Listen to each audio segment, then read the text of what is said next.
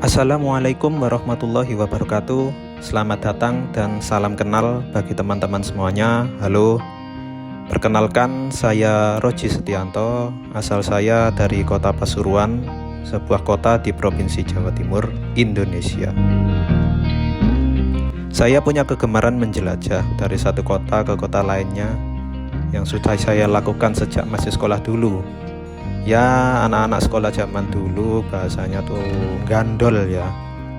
Apalagi dulu pas tim sepak bola lokal Pasuruan mampu tampil di Liga 1. Wah, pasti rame banget anak-anak Padang Gandol menuju Stadion Bangil untuk nonton sepak bola. Nostalgia. Sebelum saya mulai bikin konten jelajah sekitaran Pasuruan dan Jawa Timur, saya ingin menjelaskan dulu tentang kota Pasuruan.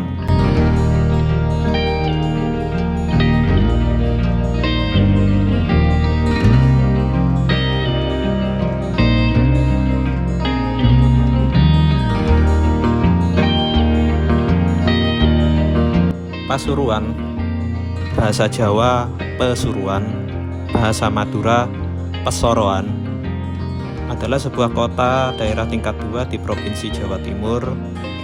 Kota ini terletak 60 km sebelah tenggara kota Surabaya, 60 km sebelah utara kota Malang, dan 355 km sebelah barat laut kota Denpasar, Provinsi Bali.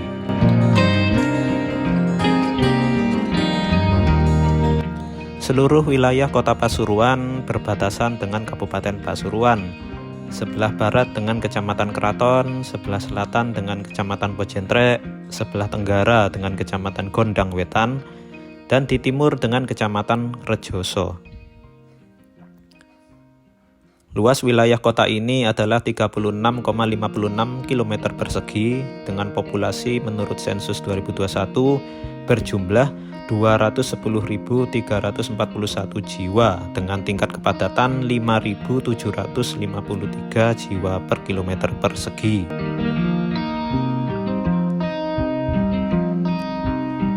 Kota Pasuruan terbagi 4 kecamatan, yaitu Kecamatan Purworejo, Kecamatan Gadingrejo, Kecamatan Bugul Kidul, dan Kecamatan Panggungrejo. Terbagi lagi menjadi 34 kelurahan. Pasuruan berada di jalur utama Pantura, poros Surabaya, Banyuwangi hingga Bali dan Nusa Tenggara, yang menjadikan kota ini cukup ramai dilewati kendaraan-kendaraan besar logistik menuju Bali, Nusa Tenggara, atau sebaliknya menuju Surabaya dan Jakarta. Sebagai kota yang jaraknya relatif dekat dengan kawasan metropolitan Surabaya, Gerbang Kertosusila, Pasuruan relatif mudah ditempuh dari Surabaya menggunakan transportasi umum bus dan kereta komuter lain Surabaya-Pasuruan atau SUPAS. Juga melalui jalan tol Trans Jawa, tol Gempol Pasuruan, Probolinggo, Banyuwangi.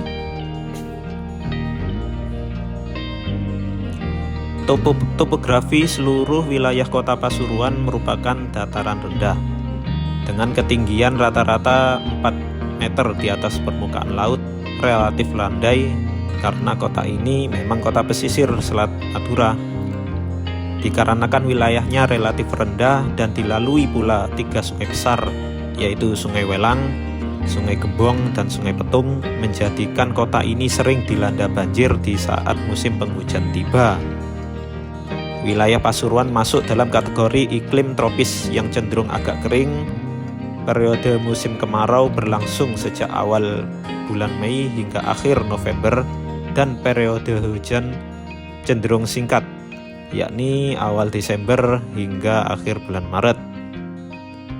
Suhu rata-rata wilayah ini berkisar antara 25 derajat Celcius hingga 32 derajat Celcius per tahunnya.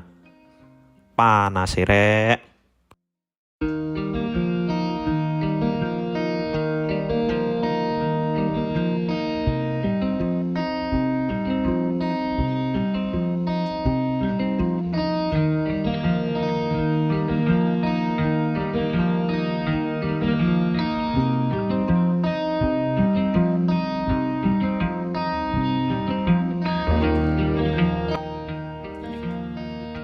Sejarah Pasuruan. Pasuruan adalah sebuah kota pelabuhan kuno. Pada zaman Kerajaan Erlangga, Pasuruan sudah dikenal dengan sebutan Paravan. Pada masa lalu, daerah ini merupakan pelabuhan yang ramai, yang dikenal sebagai Tanjung Tembikar. Letak geografisnya yang strategis menjadikan Pasuruan sebagai pelabuhan transit dan pasar perdagangan antar pulau, sehingga banyak bangsawan dan saudagar kaya yang menetap di Pasuruan untuk melakukan perdagangan. Hal ini membuat kemajemukan bangsa dan suku bangsa di Pasuruan terjalin dengan baik dan damai. Pasuruan dahulu disebut Gembong dan merupakan daerah yang cukup lama dikuasai oleh raja-raja Jawa Timur yang beragama Hindu. Pada Dasarwasa pertama abad 16 yang menjadi raja di Gebda atau Pasuruan adalah Pate Supetak, yang dalam babat Pasuruan disebut sebagai pendiri ibu kota Pasuruan. Menurut kronik Jawa tentang penaklukan oleh Sultan Trenggono dari Demak, Pasuruan berhasil ditaklukkan pada tahun 1545. Sejak saat itu, Pasuruan menjadi kekuatan Islam yang penting di ujung timur Jawa. Pada tahun-tahun berikutnya, terjadi perang dengan kerajaan Blambangan yang masih beragama Hindu-Buddha. Pada tahun 1601, ibu kota Blambangan dapat direbut oleh Pasuruan. Pada tahun 1617 hingga 1645, yang berkuasa di Pasuruan adalah seorang temenggung dari Kepulungan, yaitu Kiai Gede Kepulungan yang bergelar Kiai Gede Darmoyudo I. Berikutnya Pasuruan mendapat serangan dari Kertosuro, sehingga Pasuruan jatuh dan Kiai Gede Kepulungan melarikan diri ke Surabaya hingga meninggal dunia dan dimakamkan di pemakaman Bibis, Surabaya. Selanjutnya yang menjadi raja adalah putra Kiai Gede Darmoyudo I yang bergelar Kiai Gede Darmoyudo II. Pada tahun 1657, Kiai Gede Darmoyudo II mendapat serangan dari Mas Bekik, Surabaya, sehingga Kiai Gede Darmoyudo II meninggal dan dimakamkan di Kampung Darmoyudo, Kelurahan Purworejo, Kota Pasuruan. Mas Bekik memerintah dengan gelar Kiai Darmoyudo III hingga meninggal dunia pada tahun 1671 dan digantikan oleh putranya Kiai Ongkojoyo dari Surabaya.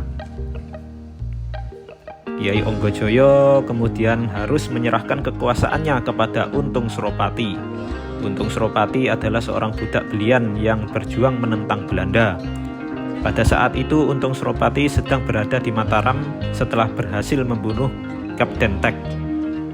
Untuk menghindari kecurigaan Belanda, pada tanggal 8 Februari 1686, Pangeran Rangkusumo yang telah mendapat restu dari Amangkurat I dari Mataram memerintahkan Untung Suropati berangkat ke Pasuruan untuk menjadi adipati atau raja dengan menguasai daerah Pasuruan dan sekitarnya. Untung Suropati menjadi raja di Pasuruan dengan gelar Raden Adipati Wironegoro selama 20 tahun pemerintahan Suropati antara 1686 hingga 1706. Dipenuhi dengan pertempuran-pertempuran melawan tentara Kompeni Belanda. Namun demikian, dia masih sempat menjalankan pemerintahan dengan baik serta senantiasa membangkitkan semangat juang pada rakyatnya. Pemerintahan Belanda terus berusaha menumpas perjuangan Untung Suropati. Setelah beberapa kali mengalami kegagalan, Belanda kemudian bekerja sama dengan putra Kiai Ongkojoyo yang juga bernama Ongkojoyo untuk menyerang Untung Suropati. Mendapat serangan dari Ongkojoyo yang dibantu oleh tentara Belanda, Untung Suropati terdesak dan mengalami luka berat hingga meninggal dunia tahun 1706. Belum diketahui secara pasti di mana letak makam Untung Suropati, namun dapat ditemui sebuah petilasan berupa gua tempat persembunyiannya saat dikejar oleh tentara Belanda di sebuah dukuh bernama Mancilan, Kota Pasuruan. Sepeninggal Untung Suropati, kendali kerajaan selanjutnya dilanjutkan oleh putranya yang bernama Rahmat yang meneruskan perjuangan hingga ke timur dan akhirnya gugur di medan pertempuran. Onggojoyo yang bergelar Dermoyudo IV kemudian menjadi Adipati Pasuruan tahun 1707 setelah beberapa kali berganti pimpinan. Pada tahun 1743 Pasuruan dikuasai oleh Raden Arya Wironegoro. Pada saat Raden Arya Wironegoro menjadi adipati di Pasuruan, yang menjadi patihnya adalah Kiai Ngabehi Wongsonegoro. Suatu ketika Belanda berhasil membujuk patih Kiai Ngabehi Wongsonegoro untuk menggulingkan pemerintahan Raden Arya Wironegoro. Raden Arya dapat meloloskan diri dan melarikan diri ke Malang. Sejak saat itu seluruh kekuasaan di Pasuruan dipegang oleh Belanda. Belanda menganggap Pasuruan sebagai kota bandar yang cukup penting sehingga menjadikannya sebagai ibu kota karesidenan dengan wilayah Kabupaten Malang, Kabupaten Probolinggo, Kabupaten Lumajang, dan Kabupaten Bangil. Karena jasanya terhadap Belanda, Kiai Ngabehi Wongsonegoro diangkat menjadi Bupati Pasuruan dengan gelar Tumenggung Nitinegoro. Kiai Ngabehi Wongsonegoro juga diberi hadiah seorang putri dari selir Kanjeng Susunan Pakubuwono II dari Kertosuro yang bernama Raden Ayubari, yang merupakan keturunan dari Sunan Ampel Surabaya. Pada saat dihadiahkan Raden Ayubari dalam keadaan hamil, dia kemudian melahirkan seorang bayi laki-laki yang bernama Raden Grudo. Saat Kiai Ngabehi Wongsonegoro meninggal dunia, Raden Grudo yang masih berusia 11 tahun menggantikan kedudukannya menjadi Bupati Pasuruan dengan gelar Kiai Adipati Nitya Diningrat berdasarkan resolusi tanggal 27 Juli 1751. Adipati Nitya Diningrat menjadi bupati di Pasuruan selama 48 tahun. Adipati Nitya Diningrat dikenal sebagai bupati yang cakap, teguh pendirian, setia kepada rakyatnya, namun pandai mengambil hati pemerintah Belanda. Karya besarnya antara lain mendirikan Masjid Agung Al-Anwar bersama-sama Kiai Hasan Sanusi atau Mbah Selaga. Raden Beji Notokusumo menjadi bupati pengganti ayahnya setelah Beslit tanggal 28 Februari 1800 dengan gelar Tumenggung Nitya Diningrat II. Pada tahun 1809 Tumenggung Nitya Diningrat II digantikan oleh putranya yakni Raden Panji Brontokusumo dengan gelar Raden Adipati Adiningrat III. Raden Adipati Nitya Diningrat III meninggal pada tanggal 30 Januari 1833 dan dimakamkan di belakang Masjid Al-Anwar. Penggantinya adalah Raden Amun Raden Tumenggung Arya Notokusumo dengan gelar Raden Tumenggung Arya Nitya Diningrat IV yang meninggal dunia tanggal 20 Juli 1887. Kiai Nitya Diningrat I sampai Kiai Nitya Diningrat IV lebih dikenal oleh masyarakat Pasuruan sebagai sebutan Mbah Surga Surgi. Pemerintahan Pasuruan sudah ada sejak Kiai Dermoyudo I hingga dibentuknya Residensi Pasuruan tanggal 1 Januari 1901. Sedangkan kota Praja atau Gumunte Pasuruan terbentuk berdasarkan Statwald 1918 nomor 320 dengan nama Stad Gumunte van Pasuruan tanggal 20 Juni 1918. Sejak tanggal 14 Agustus 1950 dinyatakan Kota Madya Pasuruan sebagai daerah otonom yang terdiri dari desa dalam satu kecamatan. Pada tanggal 21 Desember 1982, Kota Madya Pasuruan diperluas menjadi 3 kecamatan dengan 19 kelurahan dan 15 desa. Pada tanggal 12 Januari 2002, terjadi perubahan status desa menjadi kelurahan berdasarkan Peraturan Daerah Nomor 10 Tahun 2002. Dengan demikian, wilayah Kota Pasuruan terbagi menjadi 34 kelurahan. Berdasarkan Undang-Undang Nomor 22 Tahun 1999 tentang Otonomi Daerah, terjadi perubahan nama dari Kota Madya menjadi Kota Pasuruan hingga sekarang.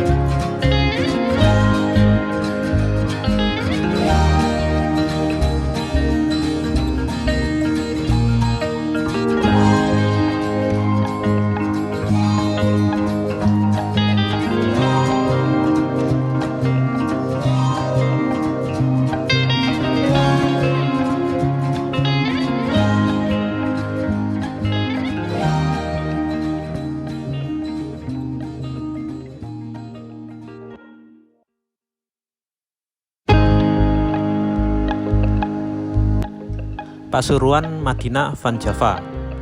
Julukan ini sesuai dengan keadaan kota Pasuruan yang religius dan banyak pondok pesantren serta lembaga pembelajaran Islam lainnya di kota ini sejak dahulu kala.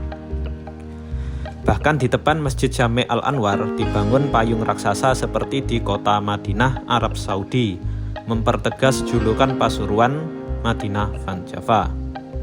Juga ziarah wisata religi makam Romo Kiai Haji Abdul Hamid semakin menjadikan suasana pusat kota Pasuruan benar-benar religius seperti di Madinah, Arab Saudi.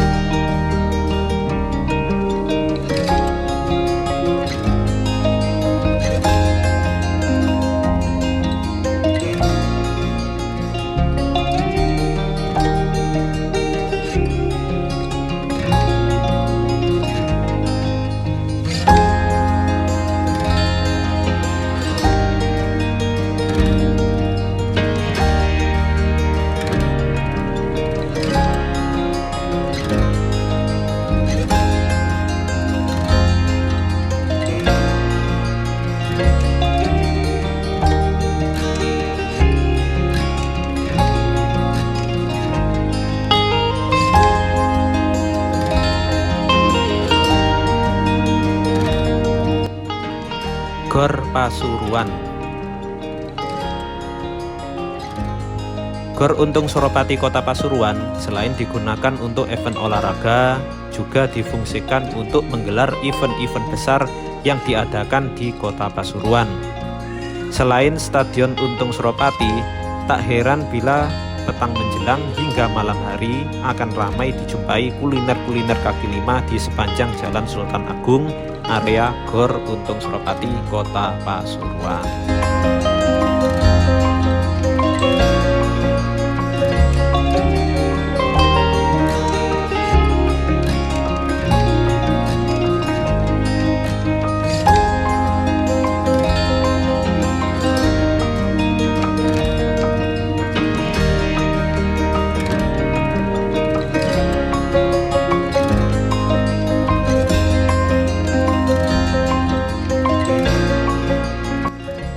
Oke teman-teman, sekarang kita melewati Jalan Jenderal Gatot Subroto, Kota Pasuruan. Kawasan ini terkenal sebagai sentra industri furniture. Inilah kawasan Pasar Mebel Bukir, Kota Pasuruan. Di sepanjang jalan ini teman-teman bisa mencari apapun jenis furniture yang teman-teman butuhkan. Semisal kamar tidur, lemari pakaian, meja kursi, kuadek manten, atau bahkan mimbar masjid sekalipun ada. Pokoknya lengkap dan kualitasnya tidak usah diragukan lagi.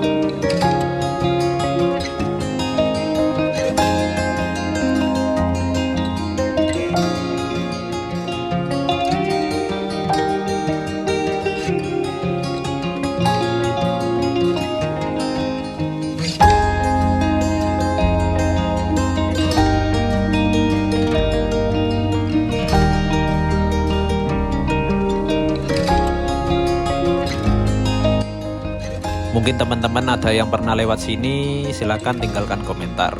Atau pernah belanja ke sini? Silakan tinggalkan komentarnya.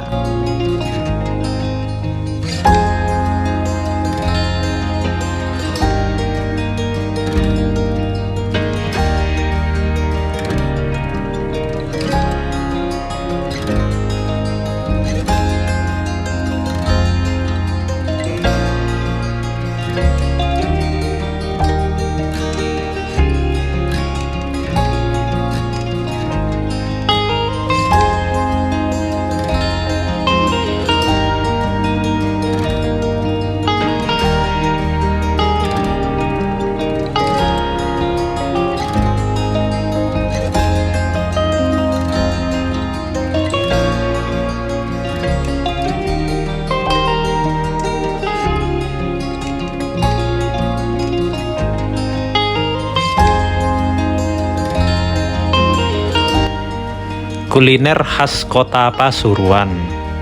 Yang pertama adalah Kupang Keraton Sate Kerang yang ada di wilayah Keraton Pasuruan. Lalu ada nasi rawon, sate kumo berbahan dasar daging sapi. Lalu ada cemilan bipang jangkar, roti matahari, dan enting-enting jahe Pasuruan. Pokoknya mantap.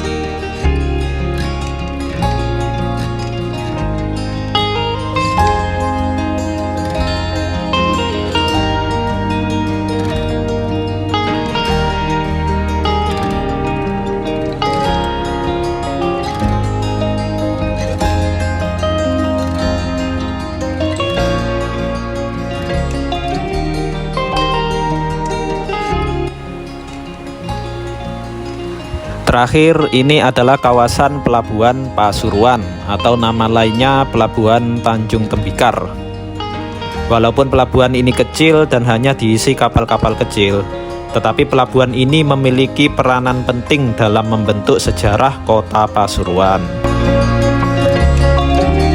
Harapan saya ke depannya, semoga pelabuhan ini bisa ramai, infrastrukturnya dibangun oleh pemerintah, dan bisa jadi sarana transportasi laut penghubung Kota Pasuruan dengan wilayah lain di Indonesia. Sekian dulu dari saya, mohon maaf bila ada kesalahan dalam memberikan informasi, dalam membacakan narasi, dan sampai jumpa di perjalanan saya selanjutnya. Wassalamualaikum warahmatullahi wabarakatuh. Bonus video timelapse di akhir.